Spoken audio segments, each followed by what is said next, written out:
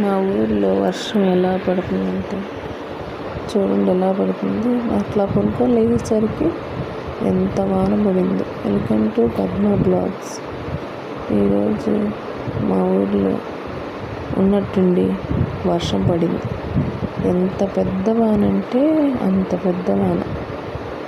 పైన నీళ్ళు అసలు డాబా నిండిపోయి మెట్లు మీద నుంచి కిందకు వచ్చింది. అసలు ఇంటి ముందైతే నీళ్ళు రోడ్డు మీద అసలు ఎలా ఉన్నాయో, రోడ్డు కాలువలు పట్టకుండా అసలు ఎలా ఉందంటే ఇలా ఉంది.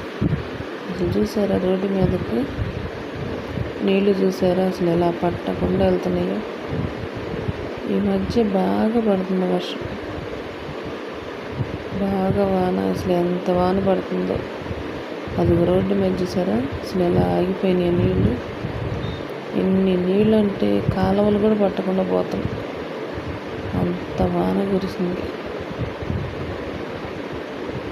ఇప్పుడు వర్షాలు ఎక్కువగా పడుతున్నాయి అన్నమాట. ఇదివరకు వర్షాలు పడట్లా అనుకున్న వాళ్ళు ఇప్పుడు వాన ఎక్కువ పడుతుంది.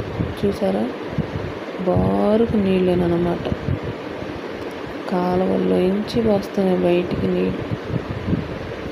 నీళ్ళు మొత్తం అంతా నీళ్ళే. రోడ్డు మొత్తం నీళ్ళు. చూసారా కాలం పట్టకుండా ఎట్లా వెళ్తున్నాయి.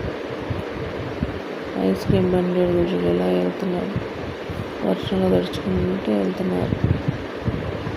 చూసారా నీళ్ళు ఎలా ఉన్నాయి. కానీ కాసేపు వాన బొంగలు మొత్తం నీళ్ళన్నీ కాలువలోకి వెళ్ళిపోతాయి.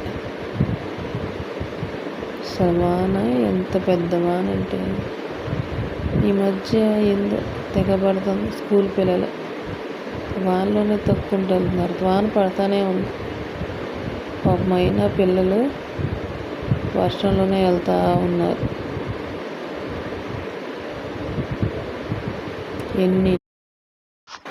ఎంత నీళ్ళు వచ్చినాయి అనుకుంటున్నారు. కాలువలు ఇక చూడండి, కాలువల్లో నుంచి బయటకు వస్తున్నాయి. కాలువల్లో నుంచి బయటకు తండి పెడుతున్నాయి నీళ్ళు. వాన మాత్రం బాగా పడింది.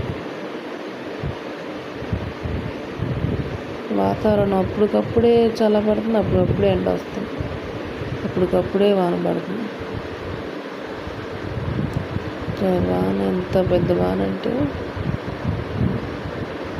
ఇప్పుడు వానలు ఎక్కువైపోయాయి. ఇది ఈరోజు బ్లాగ్ ఇంతటితో ముగిస్తున్నాను.